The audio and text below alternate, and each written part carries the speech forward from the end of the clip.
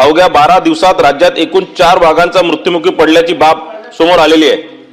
तसेच राष्ट्रीय व्याघ्र संवर्धन प्राधिकरणाच्या अहवालानुसार व्याघ्र संवर्धन सन 2025 मध्ये महाराष्ट्रात तब्बल 38 वाघांचा मृत्यू झाल्याची नोंद आहे। या सर्व घटनांमुळे राज्यातील वन्यजीवन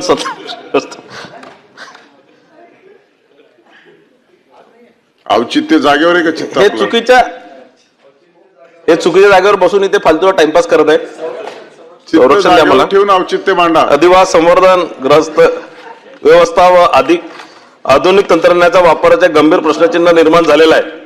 संवेदनशील भागात ग्रस्त वाढवणे, सीसीटीव्ही व